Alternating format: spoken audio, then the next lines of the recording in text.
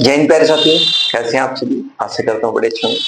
प्यारे दोस्तों, आज हम देखेंगे जो मैथ्स का आपको बहुत फोबिया सा लगा रहता है, जो डर लगा रहता है कि किस तरीके से क्वेश्चन करे, डिसऑनेस्ट बेस्ड क्वेश्चन।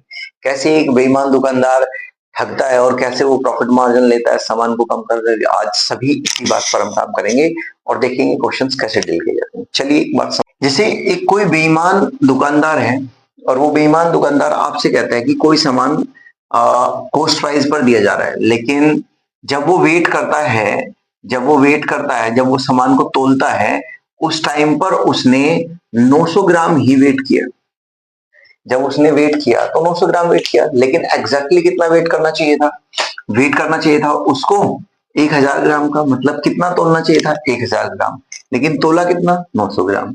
तो अब ये देखो कि उसने कितना कम तोला, कितना कम वेट किया। तो आपने कहा 100 ग्राम वेट कम किया सर। अब ये जो 100 ग्राम वेट किया है, इसका उसने आपसे पैसा भी ले लिया और सामान कम दिया। जब ऐसा क्वेश्चन आए तो आपको पहले ये देखना होगा कि प्रॉफिट कब होता है या लॉस कब होता है। चलिए, तो अगर प्रॉफिट होगा तो यहां मेरी बात समझना कि वो वेट कम करेगा। मतलब कि वेट या weights less than original articles.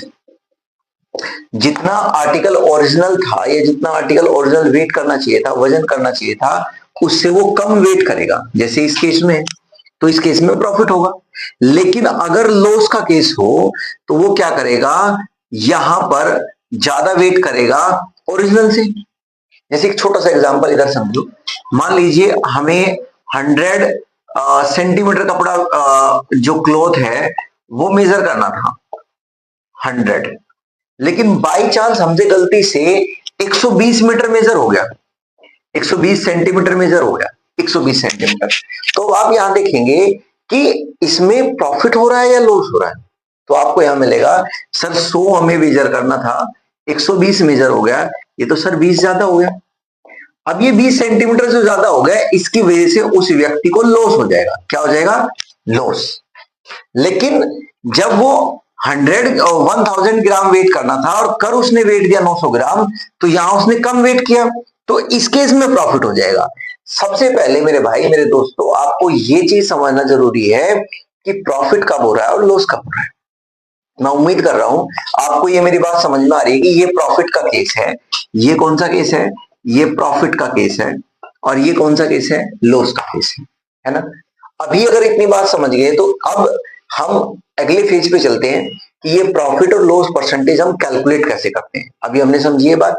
तो प्रॉफिट और लॉस परसेंटेज कैलकुलेट करने का तरीका ये है। पहले आप ये देखो कि आपको कितना कम वेट हो रहा है। कितना कम हो रहा है? 100 ग्राम वेट कम कर रहा है वो। और जब भी आप ये प्रॉफिट या लॉस परसेंटेज कैलकुलेट करोगे, ये हमेशा होता है सोल्ड आर्टिकल्स पर, बेचे गए सामान पर। ठीक है, बेचे गए सामान पर। बेचा गया सामान जो है, कितना सामान आपने बेचा, तो यहां कितना बेचा? 900 ग्राम, 900 ग्राम।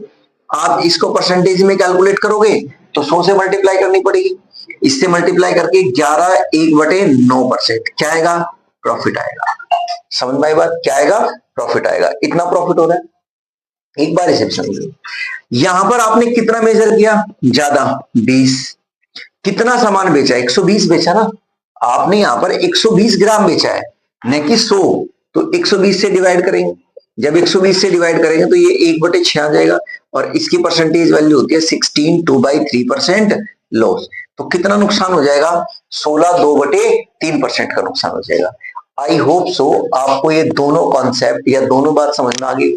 अब हम चलते हैं कुछ क्वेश्चनों की ओर और देखेंगे कि क्वेश्चंस हमें किस तरीके से मिलते हैं और कैसे क्वेश्चंस हमें टैकल करने चाहिए। चुटकियों में आंसर हमारा आना चाहिए। चलिए देखते हैं इस बात को, इसे मैं रफ कर दूं, है ना। अगले क्वेश्चन पे चलते हैं।